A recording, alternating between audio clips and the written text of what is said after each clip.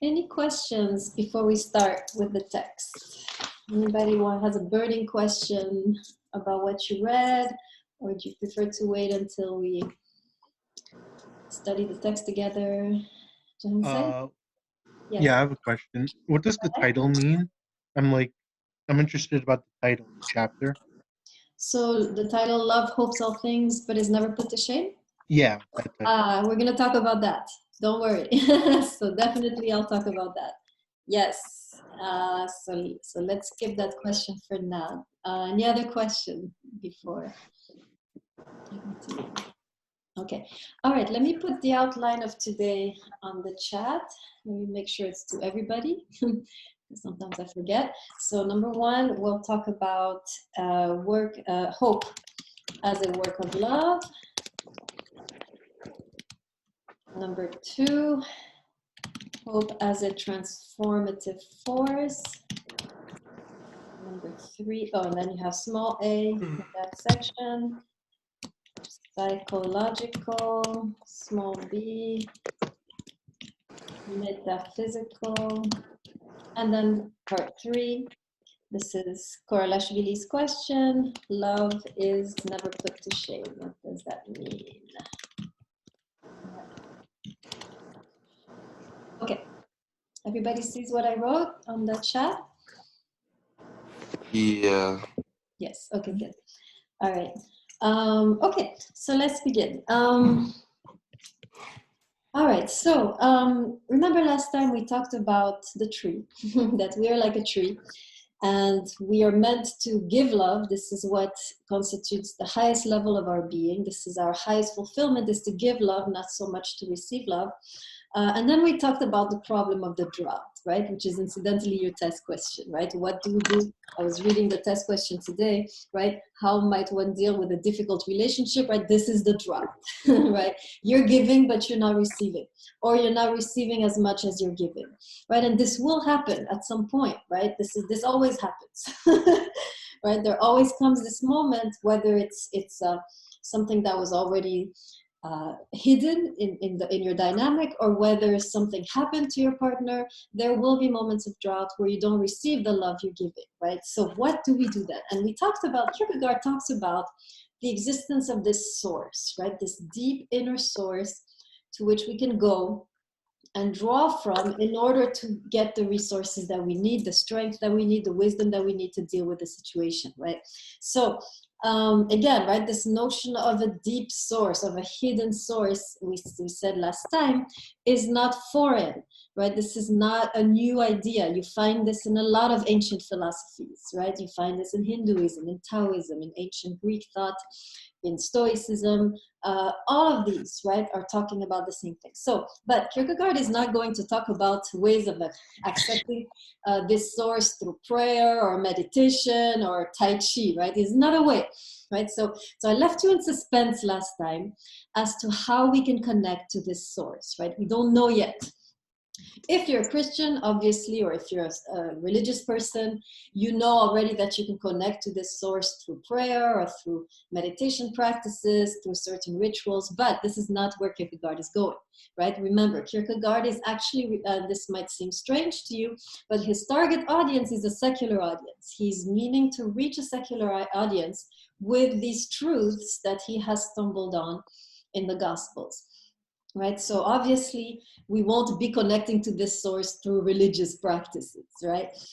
So did anybody decipher in today's reading how we might connect to this source? Let's see if any of you figured it out. What must we do to connect to this source, according to what you've read today, for today? Anybody have any idea? Hope. Yes, that was a wild and accurate guess. Obviously, right? So this is interesting, right? Because this is not a way, you don't access the source intellectually, right? You don't access it by reading about it or learning about it. You access it through being a certain way, through adopting a certain stance, an existential stance. Let me write this expression down, right? So this is an existential stance. It's an existential attitude, right? So the source is not accessed, right, intellectually. You don't, you know, read about it in a book and then there I have access, right? This is something that you access when you do when you take a certain position in the relationship, right? When you adopt a certain stance, right? And of course, this stance that Kierkegaard is going to introduce us to is the stance of hope, right? In other words, so now we learned something very interesting about hope, just already now, before we get into the quotes. We see that hope is not just a feeling, right? A lot of us think hope is a feeling. Oh, I feel hopeful. No, this is when you're despairing. This is when everything is going wrong, when there's nothing left, when there's no more reason to hope. Kierkegaard is saying, adopting the position of hope is what will connect you to this source. So we have to understand what that means. What does it mean really to hope? If hope is not a feeling, what is it? We're going to see that for Kierkegaard, hope is not a feeling, it's a discipline, it's a virtue, it's a work that we do. It's a work of love, right? So make sure you write this down, that for Kierkegaard, hope is the way that we can connect to this source. And that's the first thing you should have definitely in your notes. And the second thing is that hope for Kierkegaard is not a feeling. It's not something you're feeling. You might actually be feeling quite hopeless, yet you can still hope. Because for Kierkegaard, we're going to see hope is not a feeling, it's a work of love, right? Going back to the title of the book. So let me say that again, right? Hope is not a feeling for Kierkegaard, it's a work of love. So let's look a little bit, what does this work entail? So let's go to page 233. I'm sorry, 237. So 237, go to the second paragraph and tell me when you're here. Just say yes. Yes? Yeah. Okay, Yeah. good. All right. All right, so I'm going to read this whole paragraph. Here we have one of the most comprehensive definitions of what it means to hope. So it begins like this. This is what it means, he says, to hope all things. Okay? So we should be ready for a definition, right?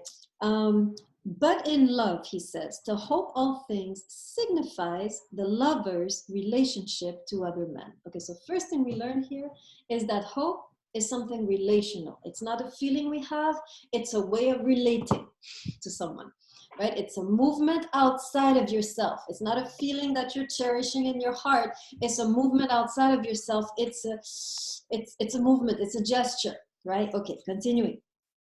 Now, signifies the lover's relationship to other men, that in relationship to them, now here's the key, make sure you underline this, hoping for them, he continually keeps possibility open with infinite partiality for his possibility of the good. Okay, so let's decipher this, right? So first of all, first thing we learn, make sure you write this down, is that hope is not simply wishful thinking, right? When you're in a difficult relationship and your partner is either cold, withdrawn, sometimes abusive, it's not going well, right? And we tend to sit around and be like, oh, I wish he would change, or I wish she would change so that I could be happier around here, so that I could get what I need. This is not hope, right? Because we see here in the text, hope is not about you. Hope is not about us. It's not about, oh, I wish for myself that this would go better. You know, I could really use a little bit more love and affection around here, or a little more help around this house, right? No, hope is always, it's a relational faculty, meaning when you hope, you know you're hoping when it's about them. You hope for them. Okay, so what does this mean? Can anyone give me examples of what it means to hope for someone? Let's see if you've understood this notion. Hope for them to change and better themselves.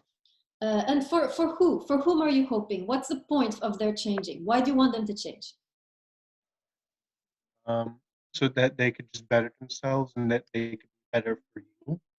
So that they what? That they could be better for you. No, because you're hoping for them, right? So the goal is not so that they can be better partners for you. So, right? Because that's hoping for yourself. So what would it mean to hope for them? The beginning was good with what you said. Talks about the possibility of good, right?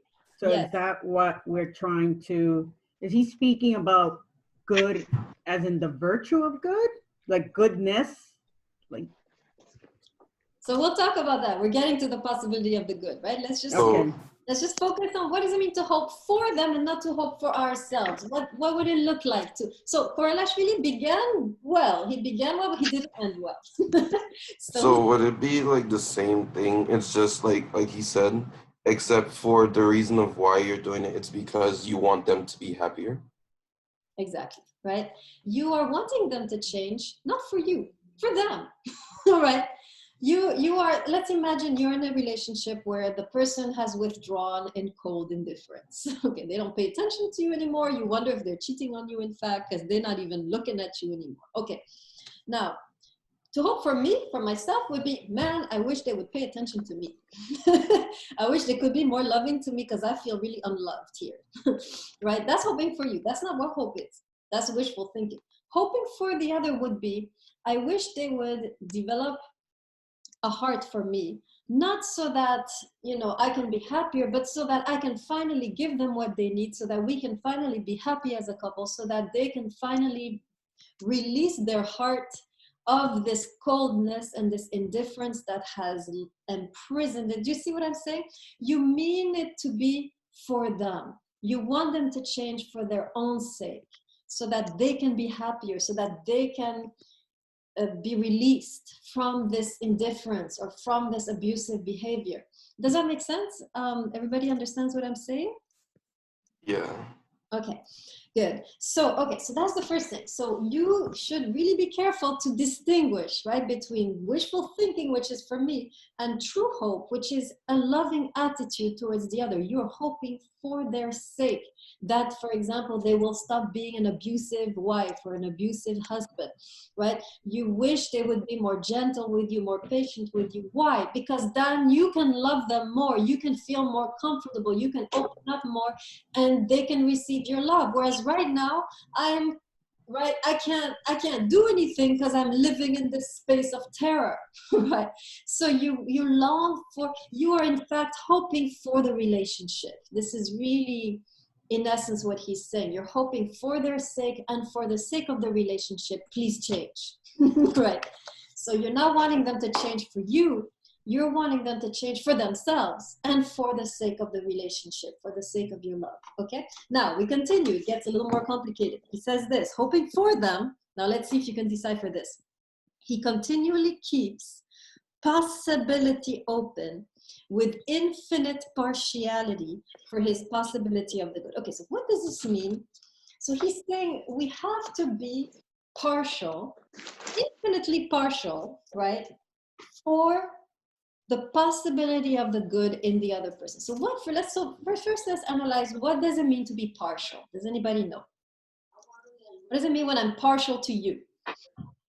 It means like you're being fair. You don't really think about what you desire. Like you have no biased opinion towards something. Okay, so let me make it clear. You're on the right track. Suppose there's two people and they both want something from you, but you're being partial to the other person. What does that mean? That means you're favoring the other person. So impartial means that you have no opinion, and impartial means that you are leaning towards. Very good, very good. So let's take her, Rodriguez, right? Yes. Yes. Let's take Rodriguez's definition. It's very good. To be partial is to lean towards, right? Instead of, taking both, you're leaning towards one. You're partial to one. Okay, so now let's translate. What he's saying is to hope is to lean constantly, to be partial to the possibility of good in that person. Now, what does it mean to lean towards the possibility of the good in a person versus leaning towards something else? Anybody can figure that out.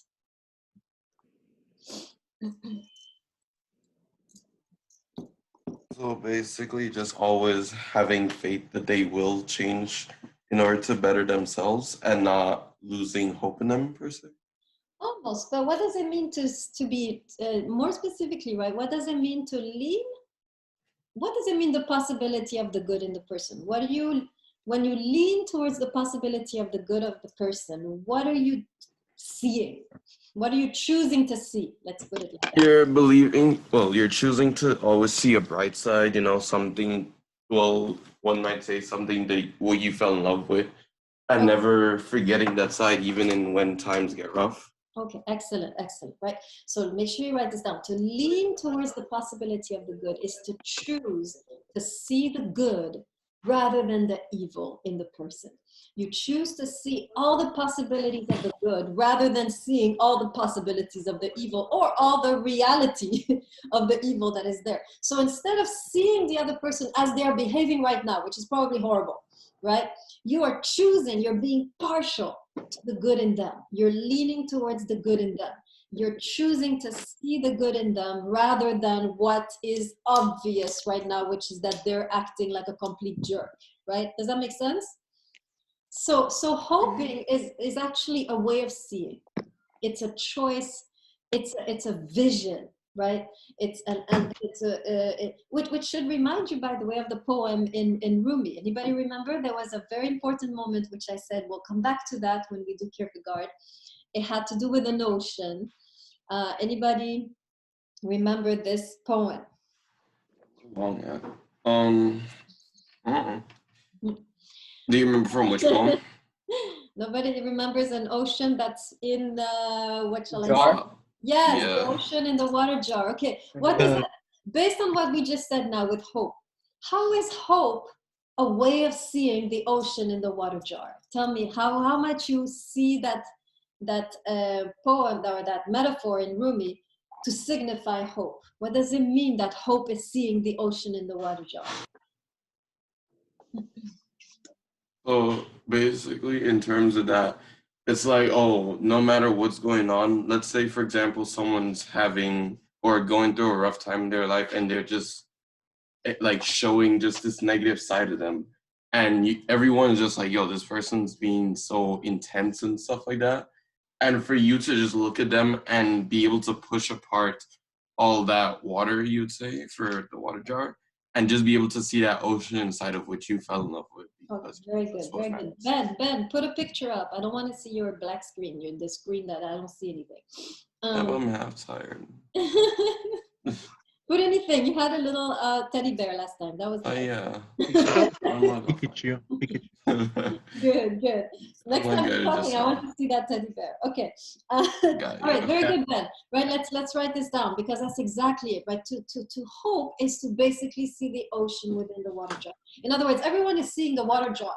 They're seeing the simple water jar that looks like nothing, and you too. You're seeing the water jar too. But to hope is to be able to see inside. Is to be able to see all the possibilities of the good that still exist in the person, that can still blossom in the person, right?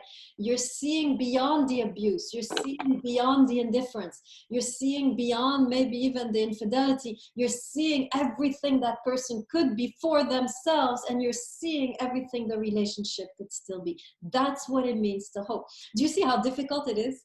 See, hope is not a feeling. You might be feeling angry, resentful, despairing, but to choose to hope, right, at that moment, you are in a way choosing to see beyond the obvious. You're seeing the invisible. It's a profound act of faith, right? Similar, if you recall, to the Song of Songs, right? When the woman is saying, in the middle of infidelities, she's saying, my beloved is mine and I'm his. She's kindling, cherishing her hope for the relationship. Okay, so now let's look a little bit, just another quote really quick. Let's see if I have time. Not really, but let's look at it really quick. On page 238, right, he's gonna talk about the difference between despair and hope. And he's really going to say that to hope is not something absurd or irrational, because there's always a 50% chance that this might happen, right? So you're not being stupid or illogical or naive, right? Because when it comes to human beings, there's a 50% chance they can become a terrible person, but there's also a 50% chance they can change, right? So to hope is not completely irrational. There is some basis there. That's what he says here. Go to the second paragraph of 238. Everybody's there. It is possible, says despair. Say yes if you're there. Second paragraph? Second paragraph. The second paragraph. Got you. Okay, so now he's talking about despair, right? He's saying it is possible, says despair. And he's right. Despair is right. It is possible that even the most sincere enthusiast becomes weary, gives up the struggle, It is possible even the deepest believer abandons faith. This is the line you underline now. It is possible even the most burning love at some time cools off, is chilled, right? All of this is possible. He acknowledges, yes, it can go very wrong. But he continues, go in the middle of that paragraph. Do you see the dash with the big yes in the middle towards the right? Yes, indeed. Yeah. Okay, so he continues, yes, indeed, this certainly is possible, but then he adds, but the opposite is also possible. In other words, this is possible, that the person can change and become amazing, right? This is not crazy. He says this, therefore, never in unlovingness give up a person or give up hope for him, for it is possible that even the most prodigal son can still be saved. The most embittered enemy, he can become your friend.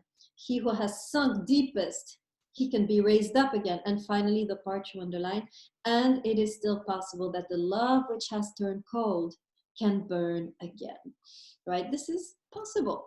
50% chance. To hope is not to be completely crazy. And that's why he says, therefore, never give up on any man, not even at the last moment. Do not despair. No, hope all things, right? So this brings us to the second part of hope, right? Which has to do with continually, go back to page 237, same place, right? Hoping for them continually keeps the possibility open with infinite partiality. In other words, to hope is never to give up. Hope is essentially infinite. As soon as you give up, you were not hoping, ever, right? So hope is not only about the other, it also doesn't have an expiration date. Make sure you write this down, that hope does, first of all, right, two things about hope. It's not about me. Number two, it doesn't have an expiration date. In other words, to truly hope is to continuously hope, right? Now, this doesn't mean that things won't change, maybe, between you and your beloved, right? Sometimes, right, the beloved chooses to leave. Sometimes you have to protect your own safety. Sometimes love prescribes you that, right? But the hope can never die, right? That's the sign that you were truly hoping, is that you understand that it doesn't have an expiration date. This is difficult. The teachings of the Gospels is not for the weak-hearted. It takes a very strong heart to do things like that, right? Now, any questions before I get into the next part of this teaching with number 2? Any issues, problems, uncomfortable feelings with what I'm saying that we must clarify before we go on?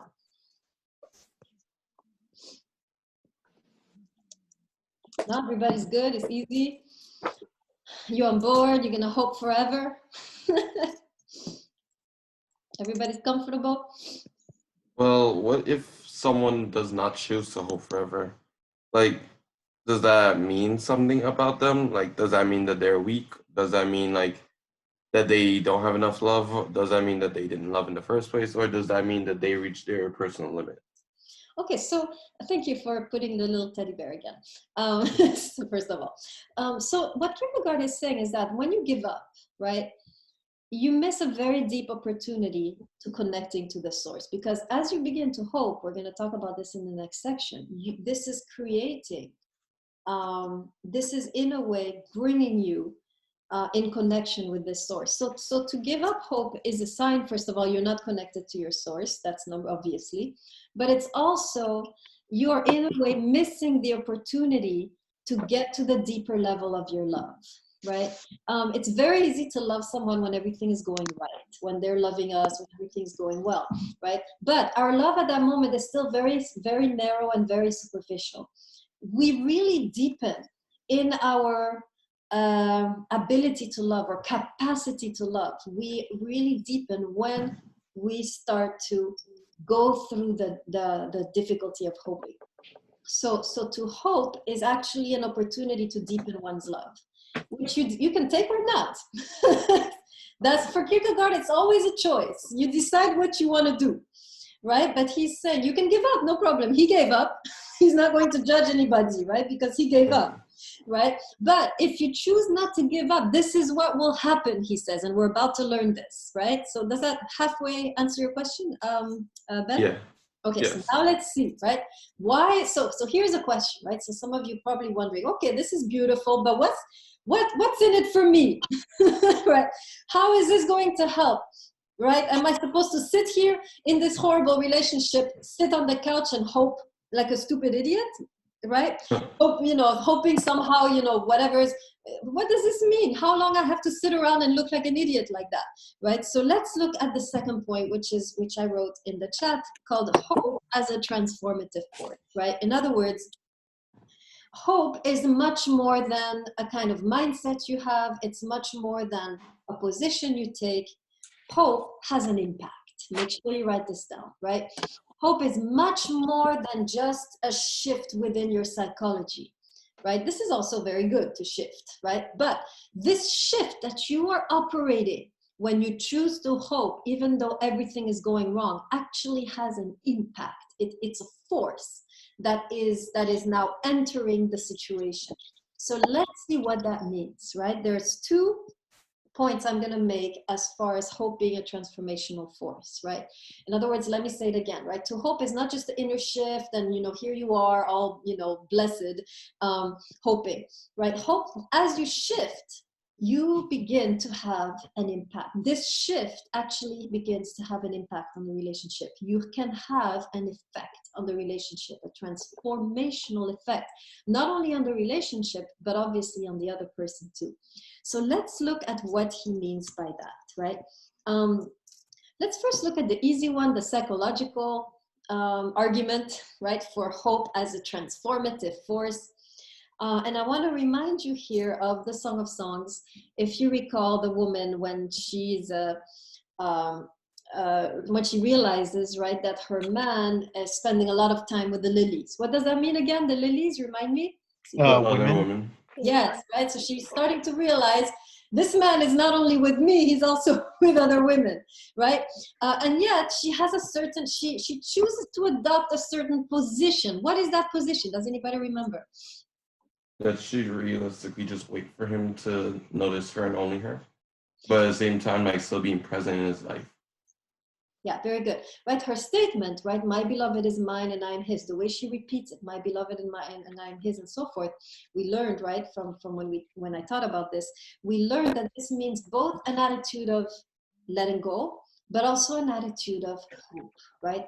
I am hoping in the relationship. I believe in our love. I believe in our relationship. I see the possibilities, even though it's not there, right? You're not mine. I'm not yours right now, right? You are everywhere else but with me, right? Yet she continues to nurture this vision for the relationship, right? So, and by the way, is she then left at home, with her vision by herself? What happens in the story as she is nurturing this vision of connectedness and The vision becomes reality. Exactly. The man begins to shift strangely. She never says a word to this man. This is what's powerful. She never says a word to this man. She never goes to this man and says, yo, you need to commit. It's time to commit. Like, who do you take me for? I need to respect myself and you need to respect me and we need to, move. She never says a word. She's just in this attitude of hope. This is an inner positioning. She decides, she chooses to nurture the infinite possibilities of the good. She chooses to envision and to protect her vision for a committed relationship, right? And the man begins to shift, right? And in the end, we see that his desire has come into powerful focus for her. So let me give you an even more common example, right? So I used to teach elementary school in the which in a very, very wretched period of my life. I was teaching 8th grade, and this is really the worst thing one can ever do. So, but I learned a few things about education. So let's imagine that in your classroom, you're a teacher, right? And in your classroom, there's a kid who's really, he's really limited. He just can't do anything. He's a dummy, let's say it. He's a dummy. And in fact, everybody thinks he's a dummy around him. He thinks he's a dummy. You think he's a dummy. His friends think he's a dummy. And his parents believe he's a dummy. Okay, now. Oh, yeah. There are people like that. So now what could you do in order to shift, in order to transform this child's reality and also to transform the possibility. What could you do as a teacher? What's one of the strategies that you could adopt in order to help this child who believes that he's a dummy and everybody else does too? Don't assume that he'll fail. Encourage him to do better. Okay, and how could you do that? Can you be like, okay, you're a dummy, but you can do better. How would you do it? What could you say to him to encourage him? I don't know. Like when he does well, you encourage him by saying, "Nice job," and you doing well. He's not doing well though. He's not. He's just, every time you look at his assignment, it's a mess. Now what can you do? Okay, Rivera, make him believe he's not a dummy. How do you do that? How do you make someone believe they're not a dummy? Everyone has their own ability to understand a certain subject or a certain things. So not everyone is equal to the same as in grades. Like not everyone is entitled to get the best grade. Some could be, some people, they're not test takers, so they do bad in tests, but they could be intellectually smart.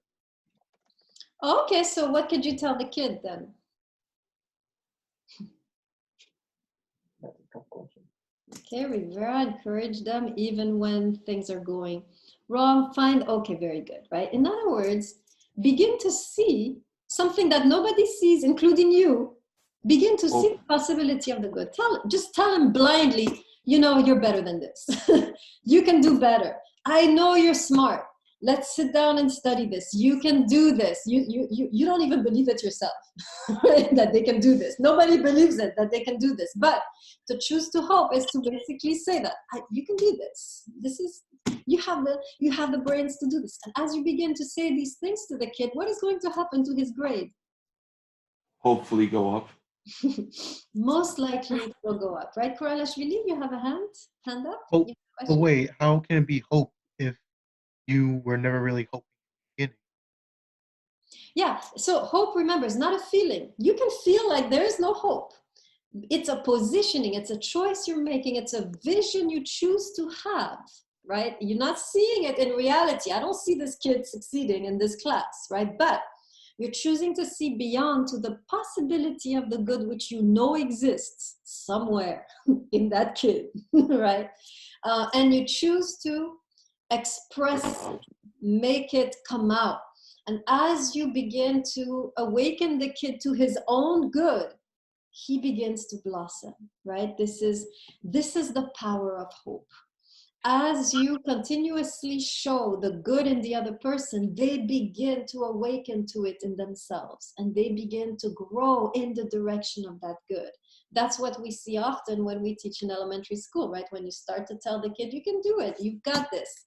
Here, let's work together. Let me explain it the 10th time, right? As you begin to see what no one else sees, the kid is starting to see it too. And he's starting to, in a way, awaken to this thing that he never thought he was. Am I making sense? Does that make sense? No, it makes For the psychological. Fake it till you make it? Yes. Very good. Lie until it becomes reality. Very good. Okay, now we get into a little tougher section, which is the metaphysical argument that Kierkegaard is going to make, right? So there's a psychological argument to why hope is a transformative force, but there's also a metaphysical argument, a philosophical argument. So I'm going to give you the quote and then I'm going to explain. So go to page 233. And yeah. Great. Now you go to the second section, the second paragraph in the second section. In the middle of the second paragraph in the second section, you have hoping is composed of the eternal and the temporal. Who is there? So second section, second paragraph, middle. Yes. Okay, Yeah. underline this. here. Right. Wait, where is it? Okay, second section, 233, second section, second paragraph in the second section, in the middle. right after when it says, yet this is not so. Yes, yes, yes. Oh, okay, I got it. Got it? Okay, good. So please underline this, right? Hoping, he says, is composed of the eternal and the temporal. In other words, what he's saying is that hoping is what connects the two. You have the temporal, which is what? I think I explained what the temporal represents for Kierkegaard. What's the temporal, according to Kierkegaard? If we look at the Rumi metaphor, the jar and the ocean, right? What's the temporal? The jar. The jar, what everybody sees, the obvious, what is, right? What's the eternal? The ocean. Right. The eternal is the deeper reality, right? Is the source, right? The eternal is so we are composed of two dimensions. That's really what Kierkegaard is saying. We are composed of two dimensions. This is a very Christian thing to say, very Platonic thing to say, body and soul, right? Temporal, eternal, life in daily situation and the source, right? In other words, let me say that again so you can write it down. We are composed of two dimensions. We're composed of the temporal dimension, which is what everybody sees, but there is a deeper dimension, again, to which we can connect, which is at the heart of being, of existence, and this is the eternal. Okay, Korelashvili, you have a question? No, I don't. Okay, good. All right. So in other words, hope is what connects the temporal with the eternal. Another way to say it is hope is what brings you into connection with the secret source, with the eternal, with that dimension of transcendence, of deep, profound love, which is hidden within yourself, right? Is there. And when you begin to hope, you are actually beginning to connect to this dimension. So what does this mean, right? Let me explain it like this, right? Let me explain it in very concrete, ordinary language. This is what I think he's trying to say. As you begin to choose to hope, okay, everything's going wrong in the relationship. The person, your partner, has become cold, indifferent, or even abusive. Okay, it's going terrible. You're not feeling happy, you're wretched, it's horrible, you're despairing. Kierkegaard says, if you choose to hope, right, in the way that he described, hope for the other, hope for the possibility of the good, if you choose to adopt this position, he says, what is going to happen is that you're going to have your love, whatever love you had, you're going to have to tap into deeper resources within yourself in order to be able to sustain that hope. In other words, as you hope, you are actually, your roots, right? Remember the tree? The roots are growing deeper. As you are hoping like this, remember, hope is a fruit of love, right? As you are offering this fruit to your partner, your roots simultaneously are what's the word? Are drilling, are spreading, extending. Driven deeper.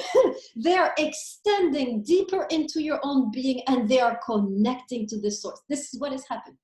Right? So let me say it again, right? As you're choosing to offer this fruit of love, which is hope, which is, right?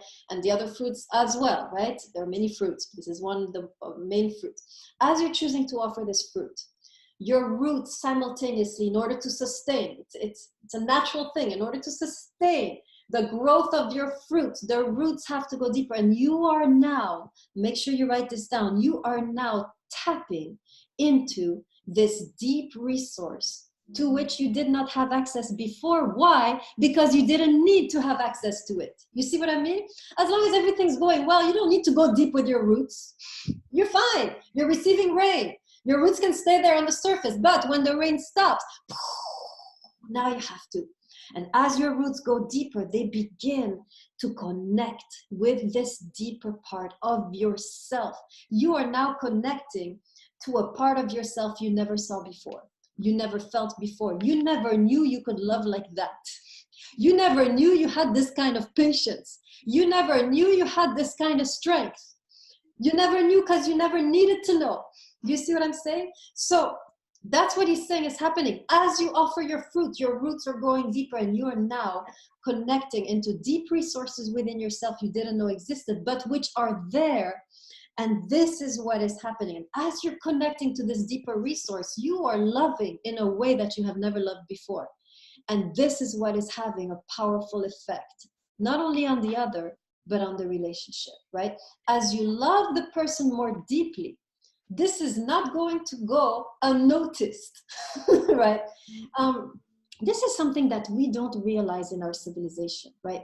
We don't understand that love is not just a feeling, it's a force, right? I want you to, and I used to assign this book in this class, but I want you to go take a look at Martin Luther King's The Strength to Love at one point in your life, right?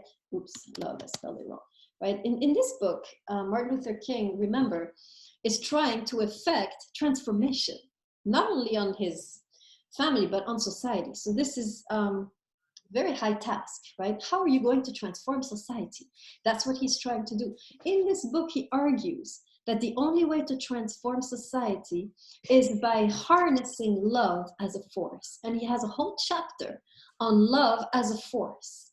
Love in a way is not just a happy feeling. It's not like kind of, fuzzy feeling you're feeling when, everything's going right.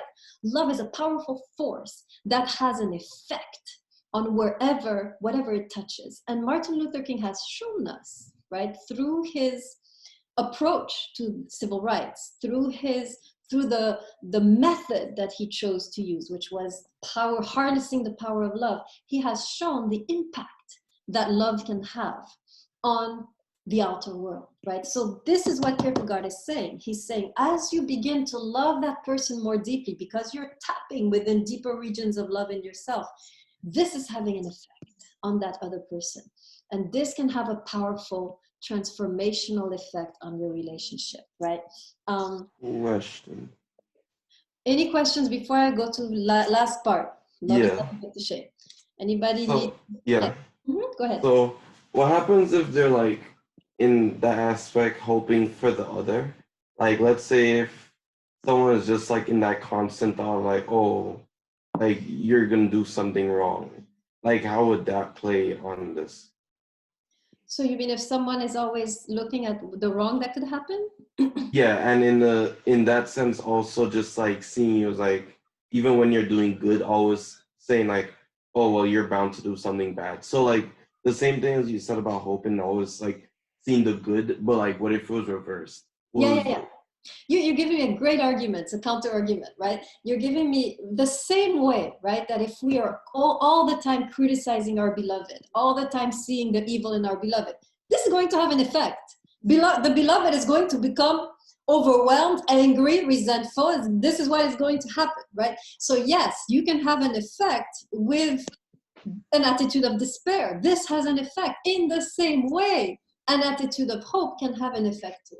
So you see what I'm saying? So I'm using what you just said to strengthen this idea that if you want to use New Age language, the vibrations you emit have an effect. If you think of your emotions like vibration or frequencies, right? Despair, frequency of despair, right, has an effect. Everybody is going to come out losing, right? If, however, you raise your frequency to the highest frequency in the universe, nice New Age language, right? Highest frequency called hope, you are actually having an impact. In the same way that a dim light and a bright light has an impact on a room, on the atmosphere of a room, you can have an impact through the emotional atmosphere in yourself. If your emotional atmosphere is despairing, angry, miserable, sad, depressed, you're going to destroy your relationship without saying a word. If, however, you are choosing to raise your vibration or raise your frequency to hope, joy, love, peace, that will also have a constructive effect. And without saying a word, this is the key. Koralashvili, you have a question? Yeah. Is it possible to like raise that frequency to such a like height where it becomes unbearable for that other person? Where it becomes what for the other person? Unbearable. Like sort of annoying. So if you're annoying, you're not hoping, right? Because you're probably annoying because you're wishing, right? If I'm always going around wishing, yeah, I wish this, right? So the frequency of hope is a frequency of joy. You're going around and you're not so no, it's not going, it becomes annoying to the other person when they sense an agenda, right? Or when they sense something in your hope that is demeaning, right? We can go around being all hopeful in a demeaning way, right? But true hope is not demeaning. True hope elevates, it builds up, right? So if the other person is overwhelmed, you're probably not at a very high frequency. Am I making sense, correlation D? It's have an Yeah, example. you're making. Let me give you an example. Some people, they say they love you, but in fact they're stalking you, right? They're obsessed with you. They have to have you, and it looks like love, right? But you're really miserable about this love. Why? Because not really love. This is obsession. It's neediness. It's all about them. It's the same with hope. There is a healthy way of hoping, and there's an unhealthy way of approaching this, which is not hope, right? For example, you know, acting like everything is fine, or being overly or yeah, not seeing, choosing not to see the evil. Hope is you see the evil, but you also see the good. So this is what is, in the same way there can be a twisted love, there can be a twisted hope, which would then get on the person's nerves, right? Okay, any other questions before I conclude with the last section? Okay, now, since hope is, as you choose to hope, as you choose to offer up the fruit of hope, this, since we just saw the process that as you do this, your roots go deeper into this hidden source, this deeper regions of your love. This is the main argument behind the strange thing that Kierkegaard says, the very counterintuitive thing that Kierkegaard says, which is that love is never put to shame, right? He says this in the end of that chapter. Now, what does this mean when he says that love is never put to shame? I mean, I can think of 1,000 ways that my love can be put to shame. Imagine the situation. You've loved this person, you've hoped, you've done everything, and they dump you for your best friend. Very realistic situation. Right? Now, here you are, right?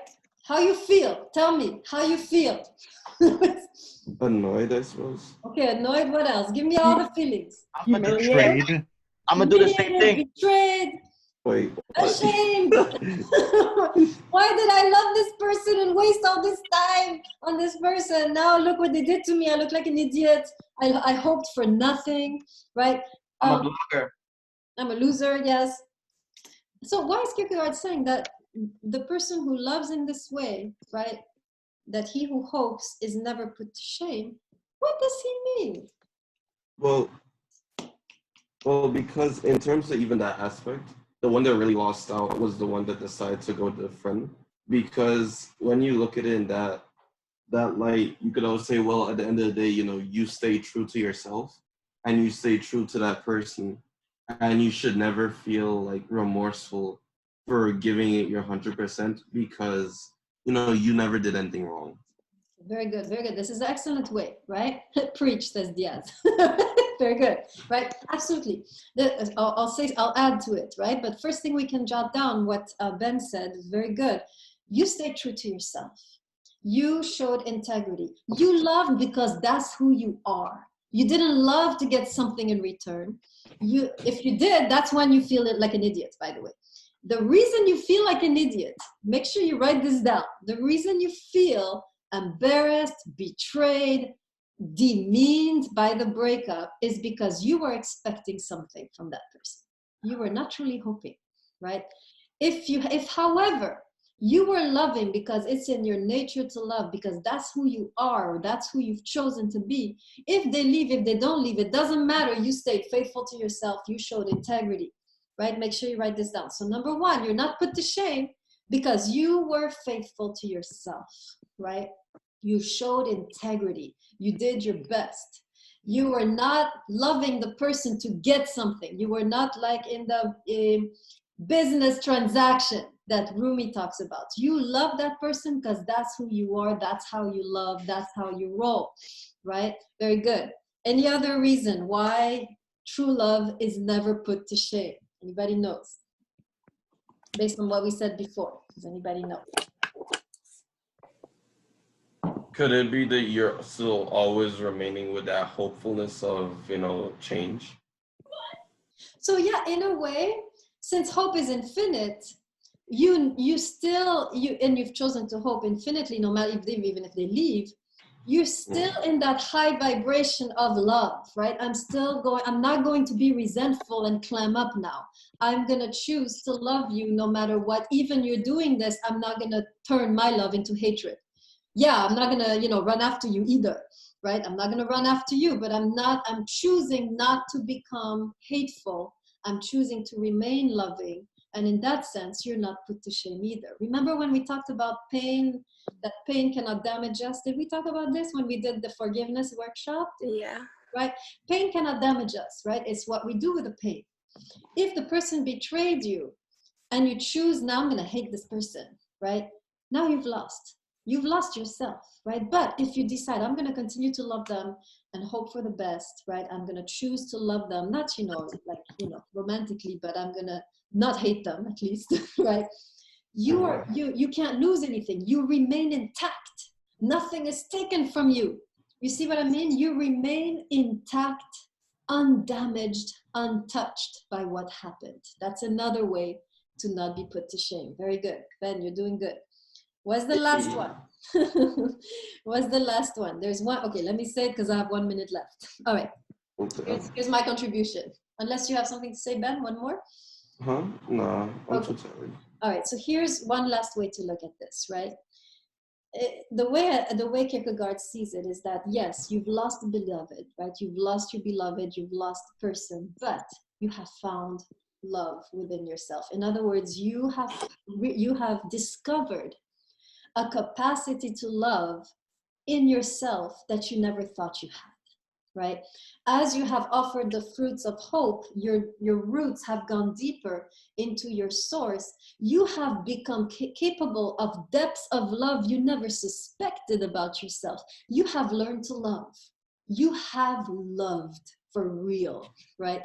You have, in a way, enlarged your capacity to love, right? This situation, including the betrayal, as you continue to love them no matter what, you are enlarging your capacity to love. You are reaching depths of love you never had before. So you lost the beloved, but you found love. Does that make sense? So are they saying that realistically, when you get hurt, you can use that instead of, a moment of regret, you could use it as a moment of teaching yourself that, hey, even though I'm hurt, I was able to endure it much more. And just for that, I discovered another way to keep myself sane. Yeah, and you've discovered how deeply you can love. You have in a way enlarged your capacity to love. You are able to love more deeply in general now, after this terrible situation than before, where your love was small and narrow and completely dependent on how the other treats you. Do you see what I mean? You have discovered a breadth, a depth of love within yourself that you never knew were there. You are now, if you find yourself with someone again, you have a deeper capacity to love than you ever did before. So this painful situation has enlarged you. That's the idea. Would that also be connected in terms of saying, oh, I know how, would you consider also to be even stronger? Because let's say if, that relationship was to over and then you were in a new one, you're I know how bad things can get. And I'm so just thankful of how caring this person regularly is, that you'll actually show them more love compared to how harsh things were with the person you were with before. Yeah, I mean, of course, when you've tasted bitterness, sweetness is much, much nicer. You really taste the sweetness when you've tasted bitterness before. Otherwise, it just tastes like normal, right? So try it. Go eat a lemon and then try to eat sugar. See how it is. You'll see that the sugar is amazing, right? So absolutely, right? So what we learn is that the painful experiences of our lives can also enlarge our hearts. That's really what Kierkegaard is saying. And so that even if the person leaves, we are left with our integrity, and we're left with a deeper capacity for love than before. And that's why we are never put to shame, because it's like Ben said, it's their loss, and we have gained all of this love, or this capacity to love, that we never had before, right?